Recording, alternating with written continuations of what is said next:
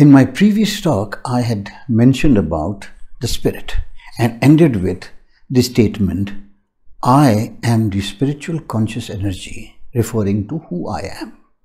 Why did I say that? Because you will never from your mind make this claim that I am the body, I am the mind, or I am the thoughts. You will always say my body, my mind, my thoughts. Clearly meaning that you are much above the mind, the body, and your thoughts, meaning you're somebody else. So, the mind and the body constitute not who you are, but what you are.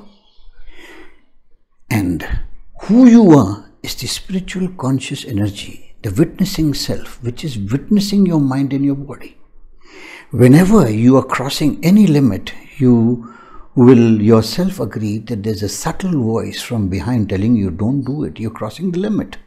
Very subtly it is going to tell you. Why? Because it's imprisoned, it's entrapped, it is dormant, it is lying passive until and unless you awaken it. You awaken the divine and it starts speaking more loudly to you.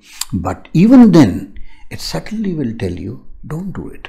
Like if you're overeating, once your stomach is full, the subtle voice will say, no, enough, stop it. But if your desire is more, you will not listen. So that is why it is entrapped. The desires are far more powerful at this moment in the human mind, at any moment or most of the moment, and you do not listen to your spirit, but you're more ready to listen to your desire. You are a desirous person out of lust, greed, or whatever, or accumulation, or wanting more and more and more.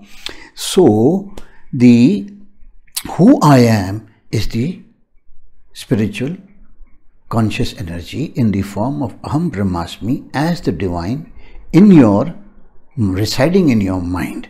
The mind now is categorized into three sections: the conscious, the subconscious, and the unconscious. By psychoanalysis, I can refer to Sigmund Freud, Carl Jung, etc., who categorized the mind into three sections.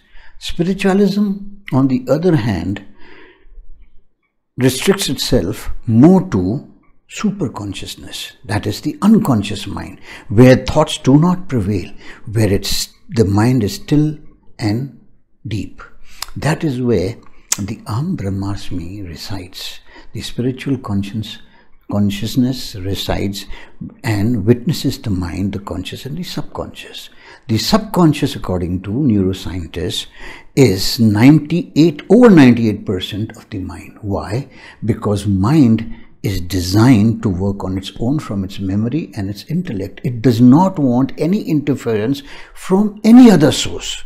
So, subconsciously, from unconscious thoughts of the memory and the intellect, from its past awareness, it picks up the data and through thoughts, the medium of communication, communicates with itself as well as outside and experiences, infers and realizes whatever it wants to. After choosing from its dual aspect, it relates every single form of energy into its relativity. God, devil, man, woman, good, bad, hot, cold, everything has to be decided in the mind in duality.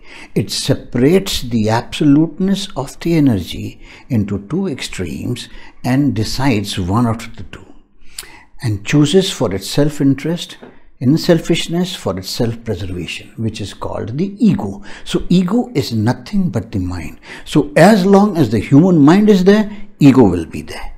And what are we supposed to do? Since we are spiritual beings, since we are the who I am is the spirit, what we are supposed to do is bring the opposite, the two extremes, together as near as possible. Accept both happiness and sadness with equal grace. And what will happen? You are bringing them back towards the absoluteness. And as close as you bring them, you are becoming nearer and nearer to your true self, that is the spirit. Thank you.